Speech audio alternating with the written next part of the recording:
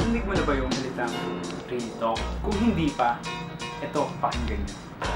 Alam mo real talk? Gusto niyo real talk? Mukha kang Shrek Rock. Di mo alam yung Shrek Rock? Half Shrek, half manok. Shrek Rock. Kasi real talk! Di mo kayang mag-real talk. Amoy basura yung hininga mo, yan yung literal na trash talk. Gusto niyo makarinig ng real talk? Real talk! Narinig niyo ba? Ibig sabihin ng real talk ay ang pagsasabi ng totoo at ang ibig sabihin ng salitang real talk ay yung pagsasabi ng totoo at direkta dun sa taong gusto mong sabihan nito. Kadalasan, puro panlalait o hindi magandang salita yung susunod sa salitang real talk. Real talk! Pero binago ng aming grupo ang ibig sabihin ng salitang real talk.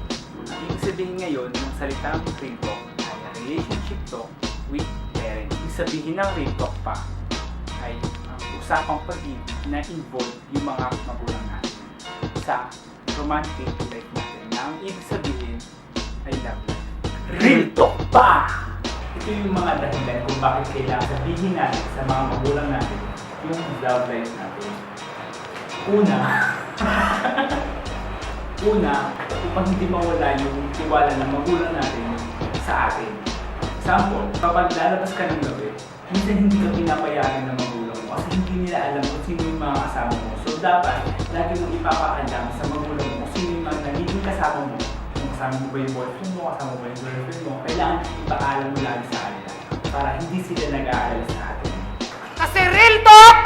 Kasi diba, pag hindi natin sinabi sa magulang natin yung relationship natin, so pagkakamala ng mga magulang natin na sumasama lang tayo sa boyfriend, girlfriend natin, ganyan, hindi nila alam kung ano ba yung mangyayari sa atin. So, kailangan talaga dapat malaman yung magulang, yung relationship natin, o sino yung mga kakarelasyon natin. Para kapag may nangyari man sa ating masama, alam nila kung sino yung pupuntahan nila. Pangalawa, upang hindi tayo mapaliwara o wala tayo sa landas, sa tamang landas. Pagbubuntis namin maaga. Minsan, mga kababaihan na hindi na poprotektahan ng magulang nila. Ito yung mga nabubuntis kaagad. Kasi nga, hindi alam ng magulang nila kung may relasyon ba sila, kung meron ba silang boyfriend, ganyan.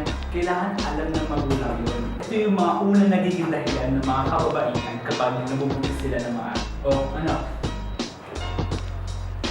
Nabuntis po ako. Ha? Nabuntis ka? Na-accidente po ako pa.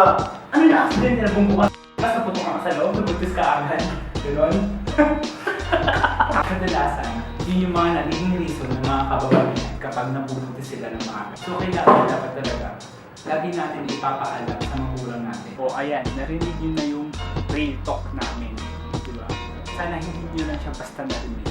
Ang pag-aasawa, hindi yan minamadali. Hindi yan parang kanin na kapag nainitan ka, iluluwa mo. Hindi siya ganun. So, kailangan natin planuhin nyo. So, ayan, narinig nyo na, di ba? So, ano pa sabihin ko? Real talk! Bah!